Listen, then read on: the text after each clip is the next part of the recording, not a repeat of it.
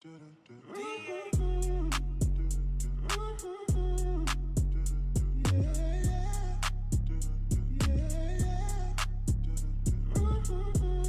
Suge Knight and Death Row Records, this is the GRK Radio podcast. As we say every day, love y'all. Have a great day.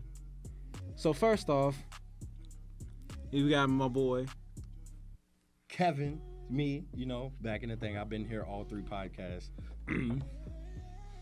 And you got Ronnie Wells, but you always can just call me Ronnie. It's all good. In my second podcast. I will be here for the next few weeks, though. Ain't stopping, ain't missing nothing else. And the man that's been here since day one, but not day two, because he was out, but he back for day three. The MC of the GRK crew. MC? I don't know about Gerard Lafrere. So you've been here since the first day, but you missed the second day. Yes. So you ain't been here. But yeah. But so I was here for the first day. You just happened to be here. All right, fine. But anyways, back to our topic areas. We have three glorious topics today. We have the first one will be... We're going to be talking about something that happened to me earlier in the week, but I just wanted to, let you listeners and viewers out there aware of it. It's about credit card scamming and using your credit card in places and they stealing your information. You don't even know about it. Then we got from kind of like hip hop sides, we have Kanye West breaks from politics after Candace Owens uses his design for Blexit, the black exit from the Democratic Party. And then, Ronnie Wells always got something to put on your mind. We talking about the differences between Tupac and XX. Is XXXtentacion the new Tupac? Coming up. We're going to have to find a different name for XXX. Just call him X. Triple X. X. You'll be too close to these. Or we can just call him Triple X. But anyways, let's start. All right. Okay, so basically, this is what happened earlier in the week. This is going to be my segment. Y'all already know about Gerard's segment and Ronnie's segment. This is my segment. Kevin's Korner with a K, double K for all of y'all out there. That's double K. Kevin's Korner. That was dramatic effect right there. Anyway, all right. Basically, what happened to me earlier in the week, I remember this was Wednesday. I woke up. It was around 9-something. I had missed my first class. Wow. It's crazy. I was such hurt. a bad student. Not only was I hurt by that, but then I opened my phone. Oh no. To see. To see what? A notification. A notification from really? my bank that tells me I purchased donuts. Excuse me? For $13.67. Only $13? Too much. That ain't it cheap. That's money I work for. That's too much. Like you wouldn't spend 99 cents on an iPhone app, would you? No. Would you? No. Oh, okay. Free apps only. But Praise the Lord. Yeah, $13.67. And I look at who it's from, and I'm just like, City Donuts Cafe at 7:46 a.m. Mind you, I don't even wake up at 7:46. And I have a class for 8. I have a class for 8. I don't even wake up at 7:46 a.m. So I look at it. So I look at my notification, and I'm just like, when did I even go there? And the place was City Donuts Cafe. So if any of y'all out here eating City Donuts Cafe, we gonna have to boycott. Cause you better watch them. Apparently they keeping credit card information, and I'm just like, wow, that's really low, and I'm just like, okay, that's kind of sad, cause I haven't even been there in like 2 weeks. I used my credit card there one time, and then this past Wednesday, I get that notification saying I spent my money on something I wasn't even up to go purchase. Right, that's honestly really tragic. I'm so sorry for that you had to lose money, because money is not that easy to get back. No, it's not like you just getting thrown money at you. And then two, also, that what's that shop called again? City Donuts Cafe. City Donuts Cafe. I would Public never get service there. announcement. Do not use your credit card or debit card at City Donuts Cafe. Please don't. I don't care how good they donuts are. If you ain't got cash, don't go. Don't go. All caps. Unless you already stole a car in that case. Why are we stealing cars? Right. Cars? Oh, what? cards. Cards. Card. Okay. You gotta enunciate. Yeah, hold on. Wait. I got a nice little 1977 Pontiac outside. Yeah. Let me get a carton of donuts right quick. All right, bet. We stealing cars full of donuts? But yeah, man, it's really tragic. And not the worst part is my mom, right? Because I'm telling my mom, she's like, oh, well, call the people. I call my bank first, try to get my money back. I tell them it's an unauthorized transaction. They tell me, well, look, we gonna shut your card off, lock your card. It down. We gonna send you another one in like 2 days, so it should be here today. Thank God, because I can't do anything without my card. But then we call City Donuts Cafe to dispute the unauthorized transaction, and they tell me the manager of this place, oh my God, was she just trifling, ghetto? Wow. Well, we're gonna just say ignorance for the sake of radio. She was ignorant for the sake of radio. She was the most ignorant. She was just ignorant to how credit cards and debit cards even work. Because she said, this is what she said, and I was just like, how can you? Just how can you be this? How can you run a business? Challenged? I'm not mentally challenged. Ignorant. We're gonna stay with wow. Yeah, we're gonna stay with ignorance. Yeah, I'm poor word choice today. But yeah. So she says, yeah, the only way we could get the money off the card is if the card is with us. What? And we have to scan the card. That's the only way we can get the money. I'm just like, so you are a dinosaur and you've never used computers in your life. Basically. I'm just like. I'm just on the phone, and my mom, she's the one talking on the phone. So when I hear this, all I do is look up. I look up at the ceiling like, okay, so she just said this for real. I run to the back, and I'm just like, wow, I just had to finish getting ready for school. Head 95 degrees angle, pointing to the ceiling. Right. Just staring off to the space, thinking. How stupid can a person breaking be? his neck, trying to find the answers. One of them Kevin Hart looks like. You gotta make sure and add the specific details. Just staring at the corner, like that little speck on the corner. You know that you see in every like ceiling. There's that little small speck of stain. You're like, how did that get there? Right. I'm looking at that, wondering. But but back to it. I mean, I just want to let the listeners out there be aware that apparently City Donuts is keeping credit card and debit card information. I don't really know. It might just be one of the employees, one of the workers, register people, cashiers and stuff, keeping information. I have no idea, but I'm just that's all for me. Just letting y'all know. All righty, on to the next segment. We're gonna talk about, like I said, we're gonna talk about XXX and Tupac Shakur. We're gonna basically compare and contrast them. So, on September 7th, 1996, a white Cadillac pulled up beside the back of a 1996 BMW, and that was carrying Tupac. And yada, yada, yada, long story short, we lost a really good rapper. We lost one of the best. One of the best. We lost him. And it was okay, though. It's okay because... Or did we? It was okay because like don't start that. I don't even want to get into that conversation. All right. I'm gonna stop this. I'm gonna stop this right now. I'm sorry. I didn't know it was gonna be that much of a draw. But as I was saying, we lost Tupac Shakur on that day. And recently, on June 18, 2018, XX arrived at Arriva Motorsport in Deerfield Beach, Florida. 2 men soon exited a dark car. The SUV followed him to the dealership.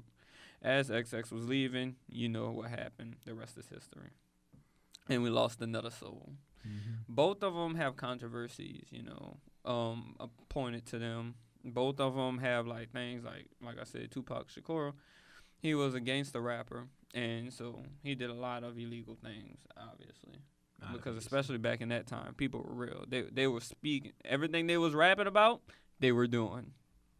And also, XXX was the same. Well, in a sense, he has a lot of allegations on him, but from drug abuse to woman beating and all types of domestic violence charges. Charges were dropped. Yeah. Charges were dropped. But it was still allegations, so we ain't, Yeah. No. I'm gonna get controversial. I'm just looking to the right, like, I'm just is it hard? like, I already know he has something to say. It's facts. The charges were dropped, but there have been tapes that came. I won't say there have been tapes that come out with X in them. I won't say what he said because personally I didn't have the time to listen to it fully, but I'm just saying. Well, as I was saying, XX, was one of like the SoundCloud rappers that became immensely popular, especially on people who were suffering with depression, loneliness, anxiety, and all that stuff. I mean, like, it's very interesting to see that, like, transition because originally when he became popular, he came off of "Look at Me," right, which is the most angsty record I have ever heard from a rap album. Look at me, look at me. When I hear that song, look at me, in my look at me, look at me, yeah. Yeah, I put the bass boost on that song. Oh my! You cannot play that song regularly. You need that bass. My eardrums. Yes. You know how Obama's being played now? Yeah, that was Look at Me. Look at Me was a really nice song, and it was crazy because when he first started off, you didn't think he would progress into this deep, soulful person. He started like actually relating his music towards himself, and when he did this started capturing the hearts of a lot of people. Honestly, when I first heard X, like I only thought he was gonna be good with like on features. Yeah. Like, cause the only solo project I heard from X is that and Brat. Was it Brat Kids? I think so. Yeah. And then he went on with Ski Mask, and oh my god, bro! Like all his songs with Ski Mask, like H2O is still a banger to me, bro. Beautiful. That is such a good you gotta song. Listen to it. And like, before 17 came out, I thought that was like going to be like his big thing was like, oh snap. Was this like kind of gangster stuff, like it's not really gangster. It's just more like just hardcore edge, basically. I get what you're saying, and that's when he started diverging between other SoundCloud rappers. Mm-hmm. And once he started, like I said, relating his music to him and his personal life, he really started capturing people. Well, we're gonna talk about Tupac. Tupac did the same thing in a sense. He talked about the struggles that happened back in the 1990s, that the gun violence, the following the trend of like West Coast rap was basically not. Well, hold on. Let me bring that back. Not just West Coast rap. It was like just rap in general at that time. At that time was like talking about poverty and how to get out of it and the realness of what was happening and what was affecting our community. I think the only difference between like East and West Coast was like East Coast was more like drug dealing and evading the police, and like West Coast is more like the struggle of living in society and how the police abuse their power against black people. I can agree to that. I think he legit just described Tupac's first album. Tupacalypse, he legit, because I was listening to it at work, and that's legit what he talked about, cops and poverty and all of that. And I was just like, and I was just listening to you, and it's really real. What he talked about. And honestly, and the way Tupac rapped, he captured a lot of hearts. And even like I'm gonna say my dad, that was like my dad's favorite rapper at the time when he was rapping. He looked up to Tupac because he was like, damn, this dude really goes through the same stuff I go through. Yeah. And like people really started getting emotional attachments with Tupac. Mm-hmm. Just to say the same as how nowadays people were really getting emotional attachments to XX. Right. I can't tell you how many Twitter posts I saw with like people just going ballistic. Like there was in tears. I'm pretty sure like no one had like a neutral stance towards X. Right. You couldn't just say you like them or Actually, you hate. I think that's me. Really? You had a neutral stance? I was neutral. I didn't really listen to X that much. That's why when you was talking about the Ski Mask and the X collab on the album that he was featured on. Yeah, that's why I was like, I have to listen to that. I didn't really listen to X until Jocelyn LaFleurs. Jocelyn Flores. That's my song. Because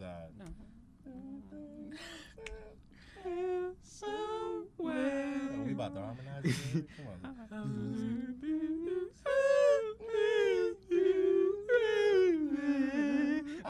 Okay. We don't have time for this. Low-key last night I was learning how to play Jocelyn Flores. On the piano. On the piano? Yeah, Oh, on the okay. piano. I was actually messing with it on the piano. I was messing with that on guitar. Going back to comparisons. Yeah, so like I was saying, like the things that most kids and teenagers going through in society right now is depression and anxiety. Yeah. A lot of them aren't too sure of themselves. I see a lot of people. There seems to be like a lot more responsibility for people at such a young age to find out what they're going to do for the rest of their life. Exactly. And then especially now because society is just everything not making is it just better. more expensive now. Exactly. And not Like- even just the expenses, like society itself has been putting a lot of pressure on our people, talking about how we're the worst generation, how we're this fragile generation because we're actually experiencing and using our emotions. Right. And not just even that, because, with parents don't really understand either. They're just like, oh, you're a kid. You're supposed to be having fun. You don't know what stress is. You don't know what love is. But actually It's just a different level of understanding. Right. Exactly. The things that they went through at their time, we're not going through it. They went through a hard lifestyle back in the day. Don't get it twisted. Dad, I didn't go to the sock hop and met Judy by the bleachers. But no, like I went online and found Cassandra. But like in a real sense, like the things that our parents and stuff went through and the other generations before us, they went through societal things as well as wars and other stuff. We're not going through all that. So our trials and tribulations are going to automatically be more mental than emotional. And so that's why I feel what X did. That's what X really did. He really tried to connect and talk about like in Jocelyn Flores, for example, he was talking about breakups. You don't know how many people I know listen to Jocelyn Flores. That whole album, matter of fact. Just 17 in general is a heavy just 17 album. Just to like cope with their depression and anxiety, because they're like, he understands me, he gets what I'm going through. And a lot of rappers, they just rap about pills and drinking and having fun. But so I'm sorry to kind of derail this conversation, but how does this relate to Tupac? Like, we're talking about comparisons and all. Right. So the way I feel, and I don't know, honestly, Tupac and X are very similar, and at the same time they aren't, because of the way. I think, like, if we're talking in a generational sense, there's a lot of similarities you can point out. Like, there, from a cultural standpoint, X does hold a lot of weight, like a surprising amount of weight in current hip hop culture. Like, he was around for like the early SoundCloud, like when SoundCloud rappers were blowing up, like real out of nowhere, like. And he was around that time when everyone was basically talking about like tearing stuff down and breaking stuff and just like being wild and crazy. And then like as soon as he blew up off of that, he decided to like launch his own like a lot more solo projects. And I feel that like he were more did personal. that. And nowadays you see that in like mainstream rap. It's like a lot of songs are now becoming more emotional and driven to deliver like an authentic vibe. Yeah, and also I feel as in like they were talking, it was more mumble raps and stuff, and I feel like he used that mumble style and that style of hip hop to boost the stuff up, knowing he wasn't gonna fully rap about that, but he did that so he can grab people's attention to like get himself up there so he can have a voice, and then he started expressing how he feels and delivering a message. I think the main difference between X and Tupac is like their divergence from like their core rap style. Yeah.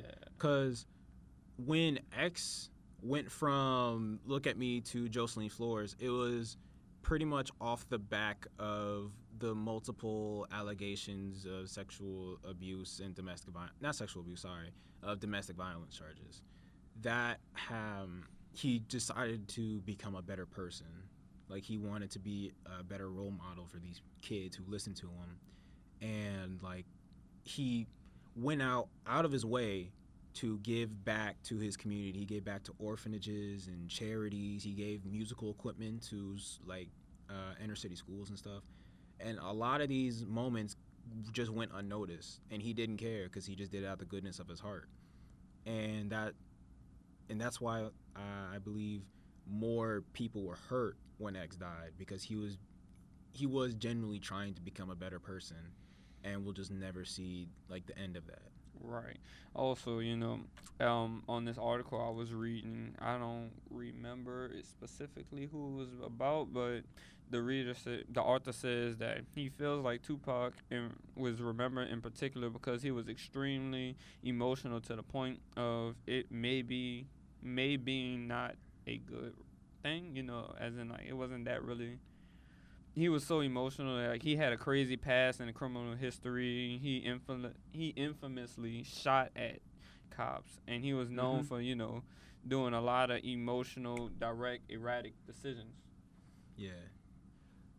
Well, thank you so much for that topic. So we're gonna switch it on over to Kanye West, the saga of Kanye West, for now being, I don't want to say in remission, really. This is not going to be the last we've heard of this man, but it's going to be a long break. It's going to be a long break. But anyway, TMZ had reported that through a series of tweets, Kanye has now distanced himself from politics. I want to make that very clear. He's not saying Trump. He's saying just in general politics. The man. Oh my God. The man does not want to be associated with politics anymore. He wants to be more creative, and that's off the heels of the Blexit movement using a design he had made. Wow, man. Thank you for the alarm. Using the design he had made for their movement. If you're unfamiliar with Blexit, that is the black exit from Democratic Party started by black Republican Candace Owens. Now, what do y'all think of Kanye West so far? We're gonna Kanye. Oh. Let me hold on. Let me just back this up. How do you think of Kanye West? Let's see. What was like the earliest event where this just started? I'm gonna say like the TMZ interview. With the 300 years of slavery is a choice. Okay, so honestly, and to now, in my opinion, Kanye West has a lot of great points, but he doesn't know how to articulate. Yeah. And so if you're not really paying attention to what he's saying, there's a lot of things that'll slip through, and there's a lot of things that'll catch your attention. Yeah. And it's always the stupid stuff that catches your attention, sadly. Always. And so by him doing that, people who are not paying attention and who's just listening, not really paying attention, they see him as dumb and ignorant because they're like, how can you say things like this? Well, he wasn't really saying that. He was trying to say something else. Yeah. But those of you, if you like actually really listen to that, the TMC 300 years of slavery, he wasn't saying that slavery itself, like, yeah. The main issue was, instead, Kanye, I believe what he was trying to say is the years after slavery was abolished and we still stayed. Right. Like with the indentured servants and all that. Not even indentured servants, like even Jim Crow and pre-civil rights era. Or even when black people were still marginalized in America and we had no, like, real rights, we still stayed here. That was, I think, what he's saying. That, and even like when we first got out of slavery, a lot of us went right back to him because we didn't know anything else. And that's what he was talking about. He wasn't saying that, the people in Africa got us from Africa and it was like, okay, let's go. No, you should have just jumped off the boat. Yeah, he wasn't. Should have learned how to swim. Yeah, exactly. He wasn't. Most of them did choose death. Yeah. Yeah, exactly. Over that abuse that they did get on the ships. But yeah, all in all, Kanye, he's a smart person. He's a really smart person. I wouldn't go that. Honestly, I would not go that far as to say he is a smart. I think like he doesn't really know where his lane begins and ends. Like from, we all know that he hasn't been the same since his mama died, and now that he's, I think like allegedly he hasn't been taking his medication. Like that's been like the big thing with Kanye, just like kind of not really knowing where his boundaries are, and his like goodwill to bring everyone together is not really working in his favor right now because he doesn't really know exactly what he's saying. But you had something to say, Kevin? Yeah, I thought in the interview he actually said that he was hooked on his medicine. Yeah. You're right. He said he was hooked on opioids. Mm-hmm. Yeah. But I think he was talking about his bipolar medication. I think that was. I think that was. That's what you was talking about. Yeah, because he did talk about being bipolar. Yeah, I think that was. I think my when, superpower. Yeah. Which I can respect that. was an album. I can respect that. Is like, I don't know, him owning up to his mental disability. Right. Exactly. And Trying that's to make what a I'm saying. positive out of it. That's what I was about to say. Actually, it's not that like the way he present things. That's not the judge of his intellect. It's what his context. If you like actually listen into him, he has a lot of valid points. Like I'm gonna go to the 13th Amendment. I think it was that he was trying to take away. He wasn't trying to say, oh, let's have slavery and all that stuff again. He was saying that the terms they made it towards black people are still slaves, but they're not slaves as in the way as in like how it was back then. Swing They're incarcerated. low, He's saying sweet basically chariot, coming to take me home. Are you okay? Wow, you didn't even get the lyrics right. That's sad. Yes, how you gonna interrupt me and then Sad. I'm so You done. interrupt you and then mess up the And lyrics. then mess up the lyrics. Swing low, sweet chariot. My voice can't get that deep right now. I'm a little sick. It doesn't matter. Keep going. What's the lyrics then? Coming for to carry me home. Okay, that's the part I messed up on. Yeah. That's the part I messed up on. But yeah, he was saying basically it's legalized institutional slavery. He's saying that us going to prison, us black folks are more or less the most going to prison. Yeah. And that's what he was talking about. He wasn't saying, oh, let's get rid of the 13th Amendment altogether. He was saying revise it. Yeah. And that's what people were paying attention to. It's just a keyword difference. Exactly. That's how that's actually a great example, like how I think Kanye's politics are. It's just a key word is just being misused. Exactly. Probably. In whatever context it is. And like for this to be as big of an issue as it already has been, I feel it's undeserved. Exactly. Like Kanye has been doing things for the sake of doing it since he's been around. Like now the infamous like George Bush doesn't care about black people with Brendan Fraser now. Kanye, like people took that as like, yeah, Kanye preach, man. That's exactly what's going on. Kanye's just been doing outlandish stuff since he's been a star. True. It's just that now he has a bigger platform, and nowadays everyone's picking a side and like being very vocal about what they think. When really this shouldn't be as big of a deal as it is. True. If you don't want Kanye to keep saying stupid stuff, just don't listen to the man. Right. Eventually he'll just go away. But you know what I did enjoy about that TMZ interview? What? The part where he got shut down. That was my favorite. when that intellectual African American male stood up and said, "Well, Kanye, to be real with you, I respect you and all of that," and then he just shut this man down. Complete African American history knowledge. Ben Shapiro owns liberal shutdown. Oh my God, man. But yeah, we love you, Kanye, but just calm down. Alrighty, so we gotta wrap it up here tonight. GRK always gotta do our thing. It's not even Christmas yet. It's all good. It's all good. See us again. Tune again next week. Catch us on, every Friday. I'm going to be doing this. It's going to be me, Kevin, Gerard, Ronnie, the crew, the trio, the boys. The dudes. Cracking a cold one open with the boys. Always. All right. Peace out. Love. We love you. Peace.